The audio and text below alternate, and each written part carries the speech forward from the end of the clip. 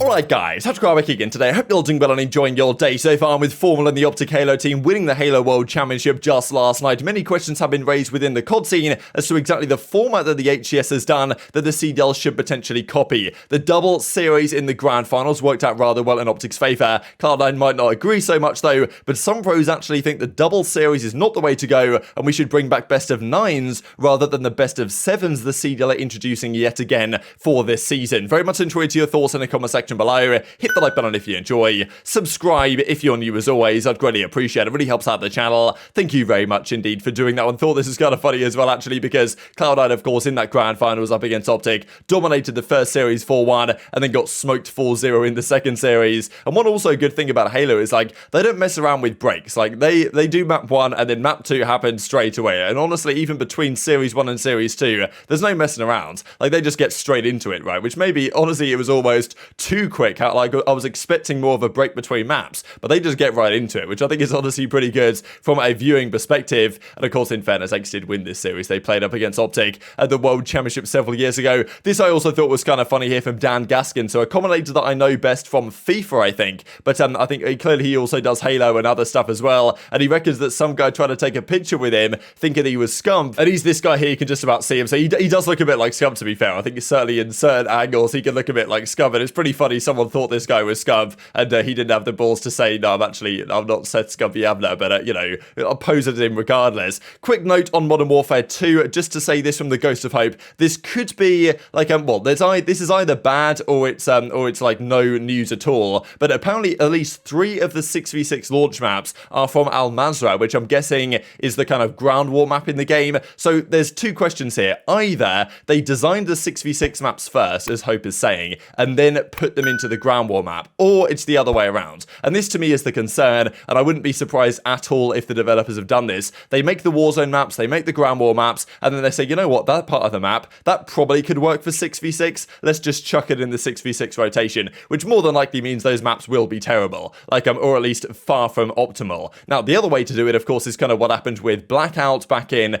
Black Ops 4, right? When they took, Raid and other kind of elements of classic Call of Duty maps, even I think Hydro was part of the maybe original Blackout map, and then they just took those maps and put them into the map, and put them into the Warzone map. So that's, we'll have to see, I suppose, whether they design the 6v6 maps first and then make the ground war map around them, or it's the other way around. I don't know, because as he says, if it's the second, then they won't flow well at all, which reduces the number that we actually have, because we've only got 11, that could go down to 8 that could be any good, and 4 of those are already seen, and they're probably not great either. So we've really got to hope that this Raceway map, this kind of Singapore Grand Prix Marina Bay map is actually rather good. Now, just to mention here real quick, because we saw a few days ago Doug leaked absolutely everything with regard to the Challengers rosters, and apparently John is still going. I thought that maybe John after last season might just be calling it a day, but apparently John is not retiring. He's running it back with Yeez, Phantoms and Rex. That is the present understanding. So just to keep you guys updated, because it must be difficult to keep the mentality and the grind up after a couple of seasons that John has had, but in fairness, the Vegas Legion or the Paris Legion, as they have been so far in the CDL,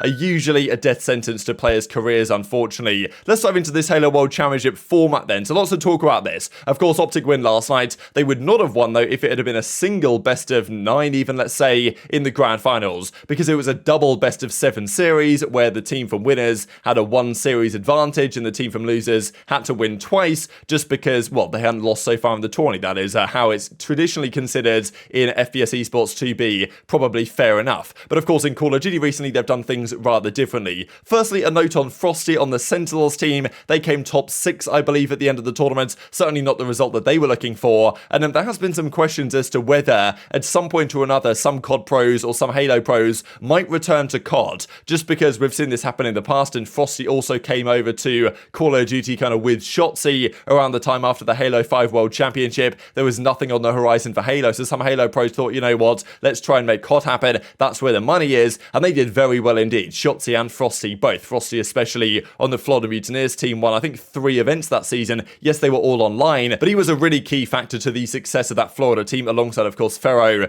rest in peace. But, yes, still, he was a critical piece of that roster. And when he left, the team, even with Skies and Awakening, never looked anywhere near the same Mutineers over the last couple of seasons. So it would be interesting to see what happens to Frosty, just because, he clearly doesn't like Halo Infinite that much and hasn't really had that much success on it. But as he says, thanks to all the support this year, disappointing finish, but eyes forward for next season, all love to the Sin City. So yeah, it seems that by this tweet that he's going to be committed to Halo for at least the time being. And in fairness, they have, of course, a season schedule now in place. After Halo 5 Champs, there was really nothing on the horizon until the new game has come out. So, you know, kind of makes sense they took some time off. But at the same time, the question will be there again as to how much Halo can kind of extend its longevity, because the way Halo ran its season this year was just far from optimal, right? They had a great first event. They had probably like 300,000 viewers for their kickoff event. I don't know what viewership the Champs got to, but I'm pretty sure it wasn't as high as that. And for the entire weekend, from what I saw, was pretty much nowhere near. So they definitely didn't do much for their momentum Halo throughout the season. They did the Call of Duty thing where they do the massive mid-season break. And if they learn that lesson, then the Halo season can actually have more depth. But they're going to need to learn that, because otherwise these guys in due course will probably come back to COD. And just to mention this, because the Mutineers Frosty relationship is not, let's say, the friendliest, as of course, well, you guys saw right here when Frosty initially came back to the Halo squad back in 2020, and he says, good luck in your journey. You know, I don't mess with you at all, but good luck, he says. So that's pretty funny. So you'd imagine Frosty never coming back to the Mutineers, might come back to COD, depending on the situation. And of course, in the Grand Finals last night, OpTic took them down, but it took them 2 series to do so. This was the Grand Finals reset series, and that's the way that the format has traditionally worked, where the winners bracket team gets 2 chances to close out the Grand Finals, because they haven't lost a series so far in the winners bracket. Now, of course, as Chrome points out, this bracket reset thing in the Halo World Championship is such a good idea. That's the interesting question, because COD used to do this, and now the CDL seems to think that we don't want to do a bracket reset because it's just too complicated to think about, right? It really just takes too much brain power to realize what is going on there. It really doesn't, let's be honest, like, at least in my opinion, like the team from winners, they deserve some sort of advantage, whatever that advantage potentially is. How significant it is, that's a big question. And one way of doing that has been to do a bracket reset, which COD has done in the past, Halo has done, and they've kept telling us the last couple of years, or at least that's been the implication, that you know, it's just too complicated for new viewers to understand.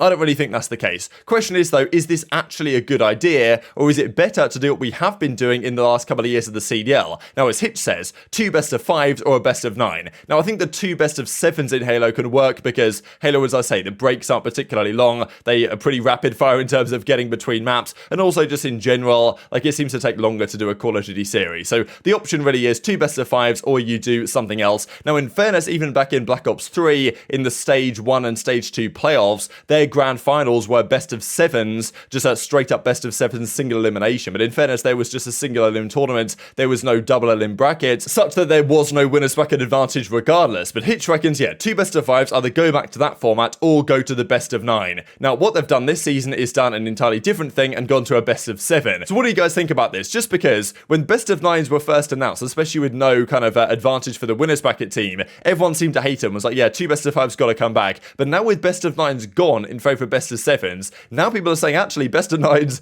bring them back, right? So I'm kind of confused about the community on this, because of course, well, Crone said the bracket reset thing is a great idea, but Envoy actually disagrees and says IMO, after playing both, the best of 9 is better. So kind of he reckons that, yeah, the double best of 5 is not actually the way to do it. And I kind of agree. He even thinks from a playing perspective, but also from a viewer perspective, quite often the double series, especially the double best of 5, sometimes you get the winners bracket team just smokes the second team 3-0, and you get an incredibly underwhelming grand final that ends very quickly indeed. And even then, it's probably happened to Cloud9 last night. By the time you get to the second series in the reset, there actually usually is a major advantage from the team from winners, just because the team from losers usually played so many series in a row and is getting a bit knackered at that point pretty much, right? They do tend to lose energy and run out of steam a bit. It's a very common thing with the double series. It's happened in Call of Duty many times, and it arguably happened to Cloud9 last night in Halo, especially because they had a double best of 7. So that's a question to be raised. Like, I honestly kind of like the best of 9, or at least I like the single series, but the question is, if you're going to do a best of 9, do you give a 1-0 advantage to the winners team? Now, Envoy actually reckons you don't necessarily need to do this. He says 1-0 or not, the winners team this year picks Bocage or Gav map 1 and still gets good side for the other 2 hardpoints, control side picks, and basically dictate the entire order of the maps. So he reckoned this year on the best of 9s, the V2 advantage for the winners bracket team was actually very significant. They got to choose what they played map 1, they got to make sure they got good side on every single hardpoint map they pretty much played, and then they got to choose the side on control and choose the order of maps so that they get their best maps towards the end of the series. And that was maybe a key advantage. So is that worth a 1-0? Is it better to do a 1-0 advantage and then kind of split the veto discussions between the teams? I don't know. But clearly the CDL decided decided that a best of 9 it was too long, and they're going to do a best of 7 instead, with still no 1-0 advantage. So probably Envoy is maybe on board with that to some degree, just because like he reckons that no advantage is okay because the veto advantage is quite significant. But at the same time, like, it's funny really how the COD community works, because we moaned about best of 9s for quite some time and so we've got to bring back the bracket resets, and now that best of 9s are gone for best of 7s, people are saying, you know what, bring back the best of 9s. So I don't know what they should do. I honestly don't mind what they're doing now, but just looking at Halo with the double best of 7 kind of bracket reset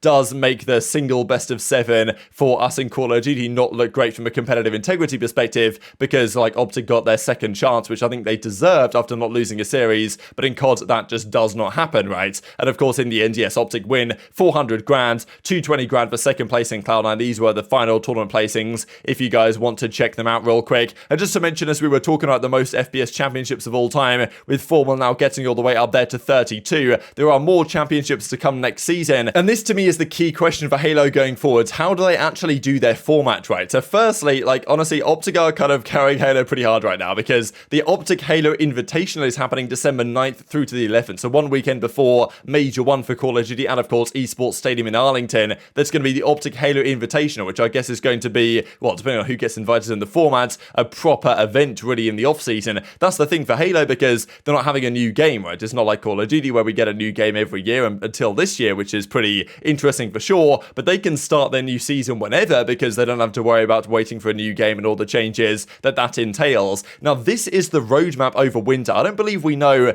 the entirety of the next season's format, but their first major, the kickoff event, is going to be in February. So again, they're waiting quite a long time. But if their season is to run from February to October, and there's a lot of events throughout the season, then it's looking pretty good. And that's the thing for Formal trying to break these records. There needs to be way more events next season in Halo than there was this year. And that's the thing that Call of Duty needs to, I think, get right as well in the future. They've done some good things, bringing the season start back earlier, but I don't understand why like these kind of tournament formats, especially in esports, insist on like having the season so short and having like a 4 or 5 month off season. It just seems unnecessary. Yes, it is needed in real sports, I suppose, because, you know, players have to recover physically, but in esports, why can't we just have a season that lasts 9 or 10 months, have a couple of months off season, then get straight back into it, right? I don't really see why that's not possible. Like, why can't the CDL format have 6, 7, 8 majors plus champs, 1 a month? Okay, maybe 8 majors is a bit much. There might not be the time in the year, especially with another game coming out at some point, but yeah, I just think that's the next step really for some of these calendars, is just to have more going on, because otherwise you lose your momentum,